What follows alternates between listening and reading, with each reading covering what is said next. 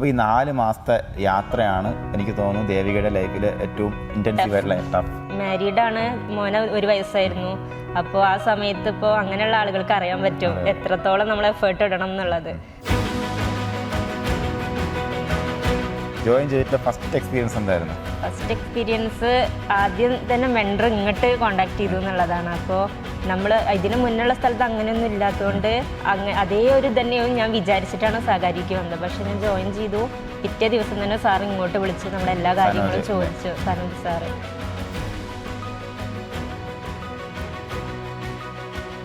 CSCB പഠനമെന്ന് പറയുമ്പോഴത്തേക്കും നിങ്ങൾക്ക് എല്ലാവർക്കും പഠിക്കുന്ന എല്ലാവർക്കും അറിയാം നിങ്ങൾക്ക് ജോലി കിട്ടാനുള്ള സാധ്യത അവിടെ കിടക്കുകയാണെന്നുള്ള കാര്യത്തിൽ. പക്ഷെ എപ്പോഴും നമ്മൾ ഓരോരോ സ്റ്റെപ്പ് മുന്നോട്ട് പോകും തോറും തടസ്സങ്ങൾ ഓരോന്നായിട്ട് പൊതുവെ വന്നുകൊണ്ടിരിക്കാറുണ്ട് അല്ലേ? എന്തെങ്കിലുമൊക്കെ തടസ്സങ്ങൾ വന്നുകൊണ്ടിരിക്കാറുണ്ട്. അപ്പോൾ ആ തടസ്സങ്ങളിൽ തട്ടി വീഴുന്ന ആൾക്കാരാണ് പലരും. അപ്പോൾ ശരിക്കും പറഞ്ഞാൽ ഓൺലൈൻ ക്ലാസ്സിലൂടെ ഇത് നമ്മൾ നിലവിൽ മലപ്പുറത്താണുള്ളത്. മലപ്പുറത്ത് നമ്മുടെ ഓൺലൈൻ ക്ലാസ്സിലൂടെ നിലവിൽ നമ്മുടെ CSCB പരീക്ഷകൾ എഴുതുന്ന എല്ലാ പരീക്ഷകളും 1-ാം റാങ്കിലേക്ക് വരാൻ എളുപ്പിലേക്ക് വന്ന നമ്മുടെ ദേവികയാണെന്ന് പരിചയപ്പെടുന്നത്. നിലവിൽ നാഗലശ്ശേരി സർവീസ് സഹകരണ ബാങ്കിൽ ജോലി ചെയ്യുന്നു. അതിനോടൊപ്പം ഫസ്റ്റ് റാങ്ക് എവിടെയെന്ന് നമ്മളെ കുറുമ്പത്തൂർ ഫസ്റ്റ് റാങ്കിലേക്ക് വന്ന ആളാണ്. ഇപ്പോൾ വന്നിട്ടുള്ള സൂപ്പർ ഗ്രേഡിന് സ്പെഷ്യൽ ഗ്രേഡിന് റാങ്ക് ലിസ്റ്റിൽ ഉണ്ട് അല്ലേ? സ്പെഷ്യൽ ഗ്രേഡിന്റെ വന്നിട്ടില്ല, പക്ഷേ പ്രതീക്ഷ ഉണ്ട്. അപ്പോൾ എത്ര മാർക്കാണ് സ്പെഷ്യൽ ഗ്രേഡ്? എത്ര മാർക്കുണ്ടായിരുന്നു? 87 മാർക്ക് മേടിച്ച് പിടിക്കുകയാണ്. അപ്പോൾ അതിൽ ഉറപ്പായിട്ടും ഉണ്ടാവും, കട്ട് ഓഫ് ഒക്കെ ഒരുപാട് താഴെ അതിന് വരത്തുള്ളൂ. അപ്പോൾ ഇന്ന് നമ്മൾ ദേവികയുടെ ആ ഒരു വിജയഗാഥയെക്കുറിച്ചാണ് ഡിസ്കസ് ചെയ്യുന്നത്. ഉറപ്പായിട്ടും നിങ്ങൾക്ക് ആവശ്യമുള്ള കുറേ പോയിന്റ്സ് അതിനകത്തുണ്ടായിരിക്കും. അവസാനം വരെ കാണുക, എൻജോയ്. സോ മോള് ഈ CSCB പഠനം തുടങ്ങിയത് എത്ര ആളായി? ഞാൻ 2022 മുതൽ എക്സാമുകൾ എഴുതുന്നുണ്ട്. പ്രോപ്പറായിട്ട് ഒരു കോച്ചിങ് ഇല്ല, എന്നാലും HDC കഴിഞ്ഞതുകൊണ്ട് അങ്ങനെ എഴുതി പോകുന്നു. പിന്നെ വേറൊരു കോച്ചിങ് സെൻറ്ററിൽ ജോയിൻ ചെയ്തു. പക്ഷേ അവിടുത്തെ എനിക്ക് അത്ര ഒരു എഫക്റ്റീവായിട്ട് നമുക്കൊരു മെൻറ്റർഷിപ്പും ഇല്ല, ഒന്നുമില്ല, ടോപ്പിക്കുകൾ മുഴുവൻ കിട്ടുന്നില്ല. അപ്പോൾ വേറെ എവിടെയെങ്കിലും ജോയിൻ ചെയ്യണം എന്നുണ്ടായിരുന്നു. അങ്ങനെ യൂട്യൂബിൽ സെർച്ച് ചെയ്തപ്പോൾ എനിക്ക് ഏറ്റവും ബെറ്ററായിട്ട് ഏറ്റവും നന്നായിട്ട് മനസ്സിലാവുന്നത് സഹകാരിയായിരുന്നു. അങ്ങനെ അന്ന് തന്നെ സഹകാരിയിൽ ജോയിൻ ചെയ്തു. എനിക്ക് ഏപ്രിൽ 1 തീയതിയാണ് മോള് ജോയിൻ ചെയ്യുന്നത്. ജോയിൻ ചെയ്തിട്ട് ഫസ്റ്റ് എക്സ്പീരിയൻസ് എന്തായിരുന്നു? ഫസ്റ്റ് എക്സ്പീരിയൻസ് ആദ്യം തന്നെ മെൻഡർ ഇങ്ങോട്ട് കോണ്ടാക്ട് ചെയ്തു എന്നുള്ളതാണ്. അപ്പോൾ നമ്മൾ ഇതിന് മുന്നുള്ള സ്ഥലത്ത് അങ്ങനെയൊന്നും ഇല്ലാത്തതുകൊണ്ട് അതേ ഒരു തന്നെയും ഞാൻ വിചാരിച്ചിട്ടാണ് സഹകാരിക്ക് വന്നത്. പക്ഷെ ഞാൻ ജോയിൻ ചെയ്തു, പിറ്റേ ദിവസം തന്നെ സാർ ഇങ്ങോട്ട് വിളിച്ച് നമ്മുടെ എല്ലാ കാര്യങ്ങളും ചോദിച്ചു. സനോജ് സാറ്. പിന്നെ സാർ ഇപ്പോഴും എന്താ GK ഒക്കെ എന്തെങ്കിലും ഡൗട്ട് ഉണ്ടെങ്കിൽ സാറിനോട് ചോദിച്ചാൽ സാറ് പറയും. ഞാൻ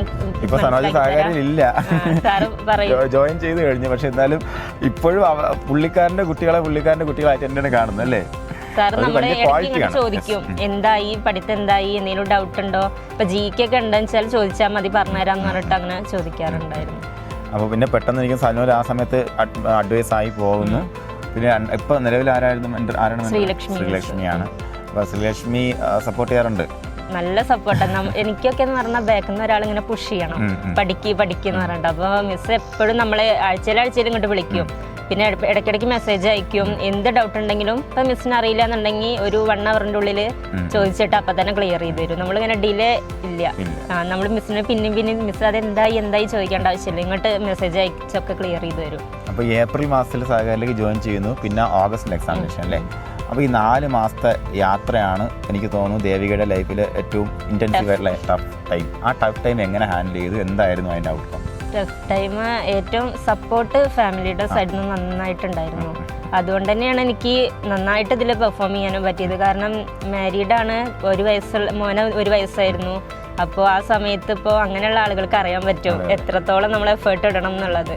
അപ്പോൾ അത് ഫാമിലിയുടെ സൈഡിൽ നിന്ന് അങ്ങനെ ഒരു സപ്പോർട്ട് ഉണ്ടായതുകൊണ്ട് മോനെ ഒരു ഫുൾ ടൈം അവരെ നോക്കി, എനിക്ക് പഠിക്കാതിരുന്നാൽ മാത്രം മതി. അപ്പോൾ അതുകൊണ്ട് നമ്മളും അതിനനുസരിച്ച് ചെയ്യണമല്ലോ, അവർക്ക് കൊടുക്കണമല്ലോ. നമുക്കൊരു വില തരുന്നു, നമ്മളെ സപ്പോർട്ട് ചെയ്യുന്നു. അപ്പോൾ നമ്മൾ ഉറപ്പായി പഠിച്ചു നമ്മൾ അവർക്കും ഒരു ഇത് കൊടുക്കണം. അപ്പോൾ അങ്ങനെ ഇരുന്നു ഫുൾ ടൈം. ആദ്യം എന്നൊക്കെ പറഞ്ഞാൽ കിട്ടുന്ന സമയത്തിരുന്ന് പഠിക്കും. ഇപ്പം സമയം ഉണ്ടാക്കി പഠിച്ചു. കാരണം ആദ്യമൊക്കെ ഒരു 4 മണിക്കൂർ 5 മണിക്കൂർ അങ്ങനെയുള്ളൂ. ഒരു 9 മിനിമം 8 മണിക്കൂർ അങ്ങനെ പഠിച്ചിരുന്നു. നേരത്തെ നൈറ്റ് കൂടുതൽ ആദ്യം പഠിക്കാറില്ല, കാരണം മനസ്സിലാവില്ല ഒരു സമയം കഴിഞ്ഞാൽ. പക്ഷെ രാവിലെ നേരത്തെ എണീക്കും, 4 മണിയാകുമ്പോൾ എണീക്കും. പിന്നെ എപ്പോഴൊക്കെ ബ്രേക്ക് കിട്ടും അപ്പോഴൊക്കെ ഇരുന്ന് പഠിക്കും. കുറച്ച് നേരം മോൻ്റെ ബേസിക് കാര്യങ്ങളൊക്കെ മാത്രം ചെയ്യുക, കുറച്ച് ചെറിയ കാര്യങ്ങൾ ചെയ്താൽ ഫുൾ ടൈം ഇരുന്ന് പഠിച്ചിരുന്നു. അങ്ങനെ പഠിച്ചാലേ കിട്ടൂ എന്നാണ് എനിക്ക് തോന്നുന്നത്. കാരണം ഇതിനു മുന്നേ അങ്ങനെ പഠിച്ചിട്ട് ഞാൻ എല്ലാം കവർ ചെയ്തു എന്നുള്ള രീതിയിലാണ് എക്സാമിന് പോയിരുന്നത്. പക്ഷേ അങ്ങനെ അല്ലായിരുന്നു പഠിക്കേണ്ടിയിരുന്നത്. നന്നായി എഫേർട്ട് ഇടണം. അതെ, നമ്മളപ്പോൾ ഇംഗ്ലീഷ് മാത്സ് GK എന്ന് പറയുന്ന ഒരു പൊതുവെ പലരും കടമ്പയാണ്. അപ്പോൾ അതെങ്ങനെയാണ് മോള് ഓവർകം ചെയ്തത്? എനിക്ക് സബ്ജക്റ്റ് നന്നായി സ്കോർ ചെയ്യാൻ പറ്റാറുണ്ട്. ഇംഗ്ലീഷ് മാത്സ് GK ആണ് മാർക്ക് കുറയാറ്. മാത്സ് പിന്നെയും കിട്ടാറുണ്ടായിരുന്നു. പക്ഷേ ഇതിന് ഞാൻ അങ്ങനെ നോക്കിയാൽ പോരാ. നമുക്ക് എവിടെയാണോ മാർക്ക് കുറവ് അവിടെ കൂടുതൽ എഫേർട്ട് ഇടണം. അപ്പോൾ ഒരു മാസം മാത്രം ഇംഗ്ലീഷിനും GKക്കും മാത്രമായിട്ട് നോക്കി. പിന്നെ സബ്ജക്റ്റ് എല്ലാം അറിയുന്നത് കൊണ്ട് തന്നെ എക്സാമുകൾ ഇങ്ങനെ കണ്ടിന്യൂസ് ആയിട്ട് ഉള്ള അതിലുള്ള എക്സാമുകൾ തന്നെ പിന്നെയും അറ്റൻഡ് ചെയ്യും.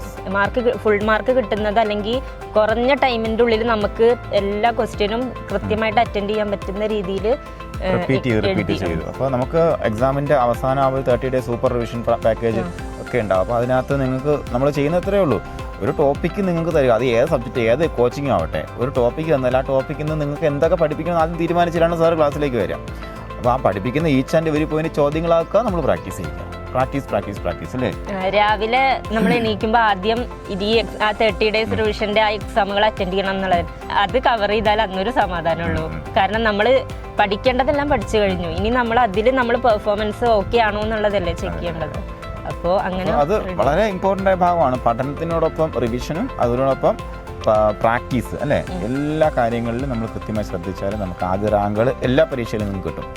അപ്പോൾ എവിടെയാണ് നിങ്ങളുടെ ഡ്രോബാക്ക് എന്ന് ആദ്യം നിങ്ങൾ ഐഡൻറ്റിഫൈ ചെയ്യുക, അതിനെ എന്ത് ചെയ്യുക, ഇനി സോൾവ് ചെയ്യുക. ഫസ്റ്റ് ഫേസ് മൊത്തം പഠിക്കണം. പഠിച്ച കാര്യങ്ങളെല്ലാം മനസ്സിൽ കാണുമോ? എല്ലാം അങ്ങനെ നിൽക്കൂല. ഞാൻ ആദ്യം പഠിച്ചിരുന്നതെന്ന് പറഞ്ഞാൽ സിലബസ് കംപ്ലീറ്റ് ചെയ്യും. ഒരു സബ്ജക്റ്റ് ആദ്യം കംപ്ലീറ്റ് ആക്കും. അടുത്ത സബ്ജക്റ്റ് നമ്മൾ രണ്ടാമത്തെ റൗണ്ട് റിവിഷന് വരുമ്പോൾ ആദ്യം പഠിച്ച സബ്ജക്റ്റ് മറന്നിട്ടുണ്ടാവും. അപ്പോൾ പിന്നെ ഞാൻ ഒരു ടോപ്പിക്കിൽ നിന്ന് ഒരു സബ്ജക്റ്റിൽ നിന്ന് ഇത്ര ടോപ്പിക്ക്, അടുത്ത സബ്ജക്റ്റിൽ നിന്ന് ഇത്ര ടോപ്പിക്ക്, അത് ആ ആഴ്ചയിൽ തന്നെ പിന്നെ റിവൈസ് ചെയ്യും. അങ്ങനെ ആകുമ്പോൾ എല്ലാ ആഴ്ചയും ആദ്യം പഠിച്ചത് നമ്മൾ റിവൈസ് ചെയ്ത് പോരും. അപ്പോൾ അങ്ങനെ നിങ്ങൾക്കും നിങ്ങളുടെ പ്ലാൻ ഉണ്ടായിരിക്കും, സഹകരി പ്ലാൻ ഉണ്ട്. ഇവിടെ വരുമ്പോൾ നമുക്ക് നമ്മുടെ പ്ലാൻ എന്തായാലും നിങ്ങൾ ചെയ്താലേ പറ്റത്തുള്ളൂ. അതിനോടൊപ്പം നിങ്ങളുടെ ഒരു പ്ലസ് പോയിൻറ്റും കൂടെ നിങ്ങൾ ആഡ് ചെയ്യുമ്പോഴത്തേക്കും നിങ്ങൾ എക്സലൻസിലേക്ക് എത്തും. അപ്പോൾ അത്ര നിങ്ങൾക്ക് ഓരോരുത്തരെയും പ്രോബ്ലംസും ഡിഫറെൻ്റ് ആണല്ലേ. അപ്പോൾ ആ പേഴ്സണലൈസ്ഡായിട്ട് പ്രോബ്ലംസ് ഐഡൻറ്റിഫൈ ചെയ്യാൻ മെൻറ്റേഴ്സ് ഉണ്ടായിരിക്കും.